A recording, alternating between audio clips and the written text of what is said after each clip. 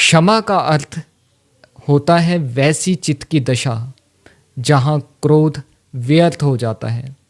क्षमा का अर्थ है चित्त की वैसी भाव दशा जहाँ क्रोध जन्मता ही नहीं। बुद्ध एक गांव से गुजरते हैं और कुछ लोग गालियां देते हैं।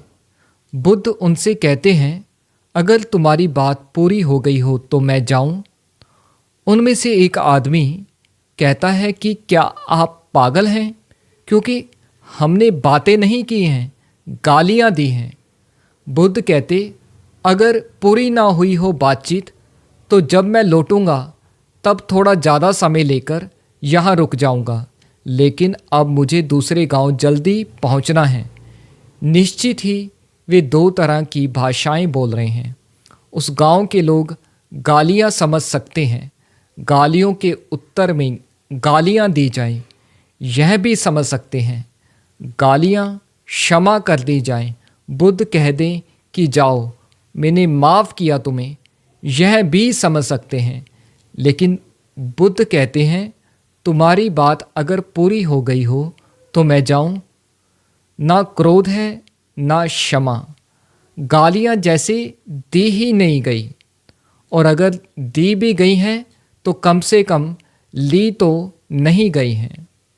एक आदमी पूछता है, लेकिन हम ऐसे ना जाने देंगे। हम जानना चाहते हैं कि पागल आप हैं कि पागल हम हैं। हम गालियां दे रहे हैं, इनका उत्तर चाहिए। बुद्ध ने कहा, अगर तुम्हें इनका उत्तर चाहिए था तो तुम्हें 10 वर्ष पहले आना था, तब मैं तुम्हें ज़रूर उत्तर देता। लेकिन जो उत्तर दे सकता था वह तो समय हुआ, बहुत समय हुआ, वो मर चुका है।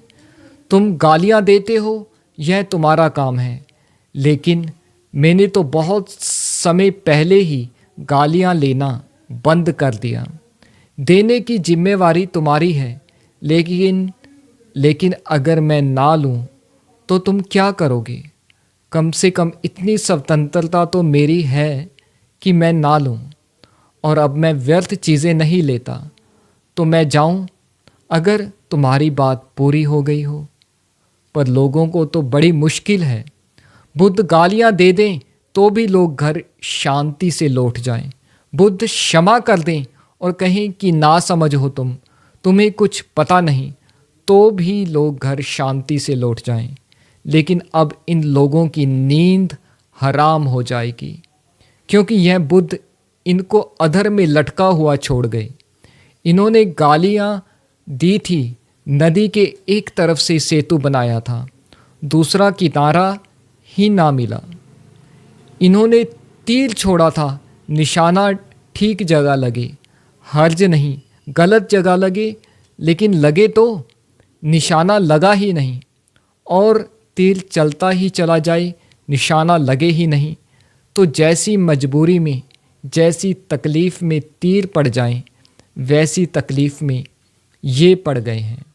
तो बुद्ध उन्हें तकलीफ़ में देखकर कहते हैं कि तुम बड़ी तकलीफ़ में पड़ गए मालूम पड़ते हो, तुम्हारी सूझबूझ खो गई है। तो मैं तुम्हें एक सुझाव देता हूँ।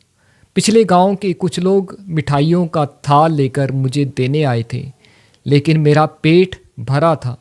मैंने उनसे कहा, तुम इन्हें वापस ले जाओ, तो वे अपनी मिठाइयों का थाल वापस ले गए। मैं तुमसे पूछता हूँ, उन्होंने इसका क्या किया होगा? तो एक आदमी ने भीड़ से कहा, करना क्या है, गांव में जाकर उन्होंने मिठाइयाँ बांट दी होंगी। तो बुद्ध ने कहा, अब तुम क्या करोगे? तुम गालियों का थाल भर कर लेकर आए और मैं लेता नहीं। तुम जाकर इन्हें भी गांव में बांट दो, ताकि तुम रात कम से कम शांति से सो सको।